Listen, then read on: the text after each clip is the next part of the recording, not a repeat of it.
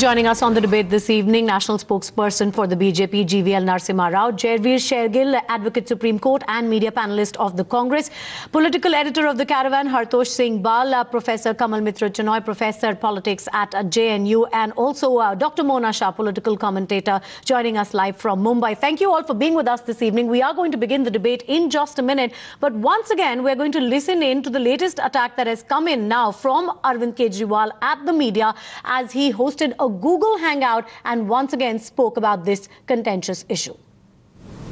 Media में चाहे जो मर्जी आता रहे, लेकिन मैं लगभग हर 15 दिन में सर्वे कराता हूं दिल्ली के अंदर अपनी पार्टी का।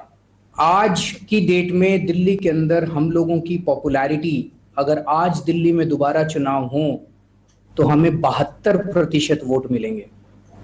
तो चुनाव के बाद हम लोगों की स्थिति कहीं ज्यादा सुधरी है।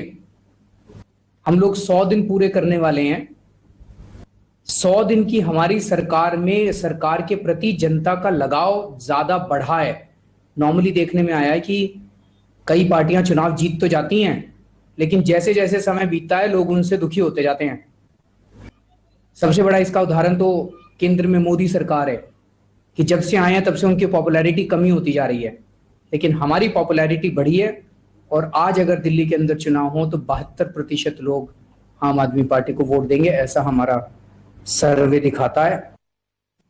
It's a clear threat to the media. Dr. Mona Shah, I'm going to come across to you first because I understand that you support this circular. This circular that's gone out, it, of course, the provisions under Section 499, 500 of the IPC already exist, and I understand that is your argument. They do exist.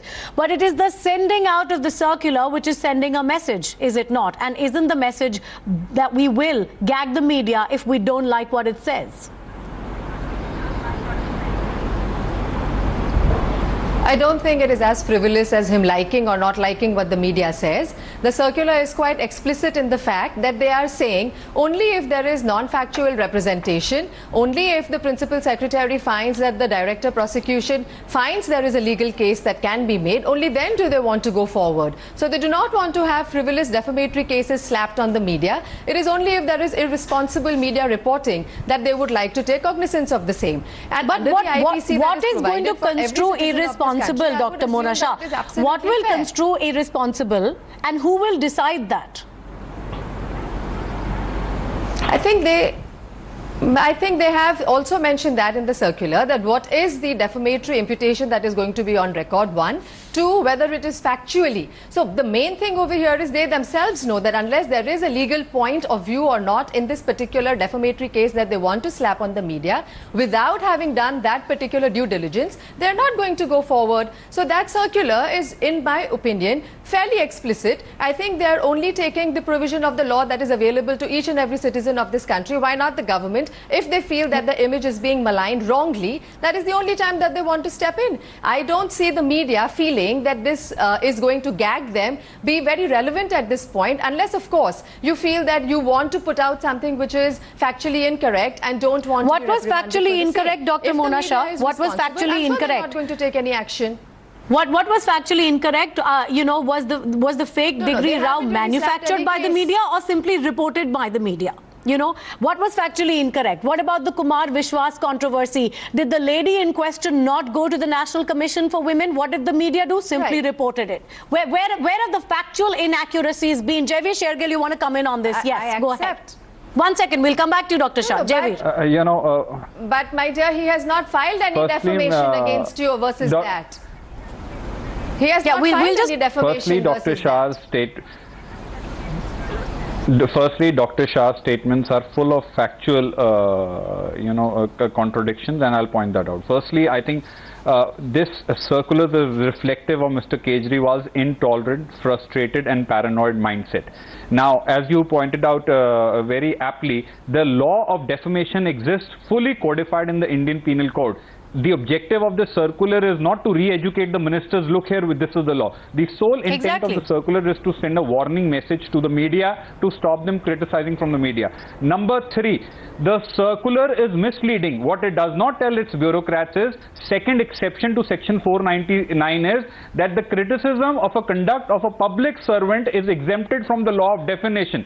The circular does not educate its bureaucrats on that, because they want to use the circular as a law of tool of harassment, give an open license to their ministers to file false defamation cases and to silence the voice of criticism. This is the thing. Now, if Mr. Kejriwal thinks he's got some kind of a scarecrow in form of this circular, he's highly mistaken. As a chief minister, it is his duty to respect the media, to respect the voice of criticism, and if he does not do that, he is not fit to be the chief minister of this state. Fourth, the circular does not define the word defamation. It has done a poor cut copy-paste job of section 199 CRPC and 499. It is misleading the bureaucrats. It is not a healthy precedent for a democracy. It is high time. I appeal to the media, they should boycott Mr. Kejriwal and Aam Aadmi Party, and they will be back to their senses within 10 days of this boycott. No, all right. So, Dr. Shah, Professor Chinoy, we're just coming to you in a minute. Dr. Shah, essentially what Jaiveer is saying is that the law existed, which is what I started with. There is no need to educate anyone because everyone knows that the law exists. What is the purpose behind this circular then? But I think that is the prerogative of the Chief Minister of Delhi, is it not? If he feels that he would like to re-educate his ministers vis-a-vis the same, I would think that it is absolutely within his rights to do so. So then it's everyone else's right to question the circular cannot rewrite the law. No, but therefore, if it is his prerogative, then it is also everyone else, including the opposition prerogative, to question the subliminal message inside. Professor Chinoy, isn't this just an extension of the party's ongoing attack on the media? But that's exactly what... But... Tina, and before Mr. Chinoy comes in, I just want to make one point. We're questioning his circular, so yes, it's a democratic before listen, may I make one point? Before Mr. Chinoy comes in... First of all, I think that Jaiveer will come to you. Let's just get Professor Chinoy in. Yeah. Hold on. Yeah. 499 and 500 to India. In 2009, they withdrew that law from England. And I think that if there is anything which is considered defamatory, it should be argued out with the media. The media and the ruling party should not be at loggerheads. They are not enemies. It's a difference of perception, and therefore there should be an attempt to have a thawing of the ice that has come in, so that this can be there, because this law itself is a colonial law, and those who brought it, the British, have removed it. So I think this defamatory action and all, what defamation should actually mean when it's a relationship between a government and the media should be sought out in a democratic way, so these issues can be... All right, Professor Chinoy, you're questioning the law itself, but that's another issue. The question we're asking here tonight... Democratic institutions. The question we're asking is why send out this circular? What is the message that's going out with this circular? And essentially, why are you trying to shoot the messenger? Jaiveer, we'll come back to you in a second. We just get the first comments in from GVL Narasimha Rao also. GVL, what exactly, according to you, is the message sent out by this circular? Because your party's been up in arms also against this. I think the message is that Arvind Kejriwal is possibly, actually he's wasting all his time and energy on imagining an enemy in the media and wanting to fight it. I think possibly his own career as an activist for several decades, always up in arms against somebody or the other. I think he has now chosen to fight the media, and also he has chosen to fight a lieutenant governor and the central government. I think he's full of negative energy, and he has to unleash it at somebody or other. I think people have elected him with such a great hope so that he can use his dynamism to make a difference to the governance in Delhi, to deliver something to the people of Delhi, and he is simply squandering all his energy on fighting the media, where he is going to get nowhere. Is that what it is, Hartosh Singh Bal, since Arvind Kejriwal now sitting in the seat of power has no one left to agitate against, says GVL, he's now agitating against the media? Two, three things I wish to point out. One is Kejriwal's own career, great supporter of the RTI. So one has to believe that their career was opportunistic. He doesn't seem to believe in the RTI any longer, or information being passed on to the media. Second is, if he says his popularity stands at 72%, then obviously all these media attacks seem to be helping him. Then what is he afraid of? Third thing, most importantly, and I think Jaideep pointed this out, one, the law of defamation does not apply in the way he's framed it. Media has far more liberty writing and examining the conduct of public figures and bureaucrats conducting public policy. Yes. Fourth, Kejriwal, in his own petition, arguing against criminal defamation and its decriminalization, has also made the submission that part of the problem is that the process itself is the punishment. So by threatening, and I use this word deliberately, by threatening this process on the media, he is trying to curtail and censor, because everybody knows none of these cases will stand under the exemption available under the law. But to drag people through this process is another attempt by somebody who otherwise claims he has no reason to be afraid of the media. Yes, but it's a threat. Like you said, it's a clear threat. Dr. Mona Shah, coming back to you on that point which was made by Jaiveer and also by Hartosh, the fact is there's a dichotomy or, some sort of discord between Arvind Kejriwal's stand when it comes to defamation and when it applies to the media writing or saying something that is perceived as negative by him or his officials. And when it comes to defamation cases filed against him in the Supreme Court by Amit Sibal and one other case, if I'm right, where he's actually pleaded and argued for the decriminalization of defamation. It's not okay when the defamation suit is against him. Well, you see, No, I think that we are, reading these two things in a very separate light. One is in his personal capacity, yes, he is facing a defamation case from Mr. Nitin Gadkari. I agree with that. Also, I understand from what the panelist spoke before is that the media definitely has far more liberties, and that these kind of threats that anybody would make does not really make the media come under any kind of threat, really. So my only submission over here is that when the media has the freedom, when the media has all these liberties, I don't see any reason why the media needs to feel threatened by the circular that he has issued. Besides, it is only a circular which has yet been issued. Threatened? Is there any defamation Nobody's case against threatened. the media that Nobody's Mr. Kejriwal threatened. has filed as yet? Dr. Mona Shah, the media is the last one to be threatened by this, but the media is certainly going to be appalled if there are attempts to gag the media. But that is what your panelist said.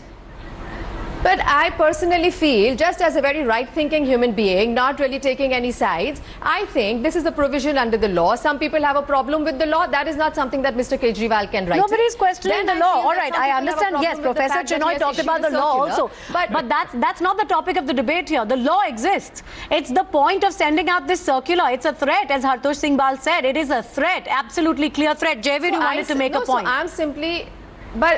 But that is what 2 points.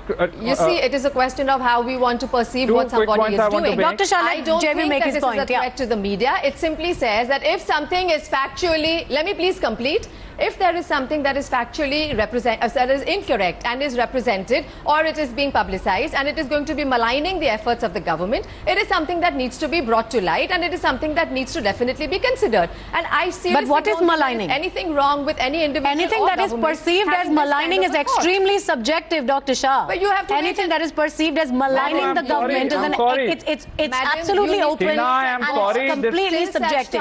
Madam, you will need... I think the media will need to wait and watch, because unless there is an attack, you cannot sit down and have a defense. Okay, Dr. Shah, we're going to allow Jaiveer Shergill to make his point as well. Okay, we've got your point, Jaiveer. Tina, 2 quick points. Number one, I think Mr. Kejriwal needs to outgrow his infant attachment to himself being the judge, jury and executor. clause 4 of the circular says what? Principal secretary under Delhi government will form an opinion. Director prosecution appointed. One second, director prosecution and appointed by Delhi government will form an opinion. You are being a judge in your own cause. The Indian Penal Code does not have any such provision. By no stretch of imagination, and a circular can override or rewrite the law. Does the law say a factual assertion has to come by principal secretary or director prosecution? The Indian Penal Code doesn't say that. Any citizen can go file a complaint. Court will ascertain. Why do we need these two opinions beforehand from appointees of Mr. Kejriwal to give credence to his false claims? Number one. Number two, "Thou shall not speak against the king" is the common streak which runs against in all dictatorships or monarchies, and this is a circular. It amounts to a gag law. It overrides, or it's the intent of the circulars is to send a threat message to all those voices of criticism that, look here, if you speak against me, we shall harass you. I am a lawyer, going for a one court hearing is nothing less than harassment. One has to make the point here, Jaiveer, one has to make the point here though, are other political parties that different? There have been cases in the past, and Hartosh, we'll come to those in a minute, but GVL, you wanted to make a point quickly. Yes, go ahead. Exactly. Yeah, you see, Arvind Kejriwal, I think the reason why people have seen through his political career, he thinks one set of rules and laws apply to him and his party, and everybody else has to be bound by law, rules and constitution.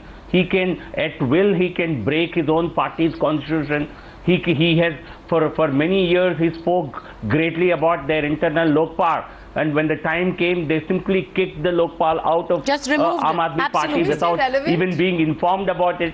And the bluster, the important thing for you to note is the bluster in his Google Hangout that our vote share has gone up to 72% actually clearly shows that actually his popularity is dropping by the day.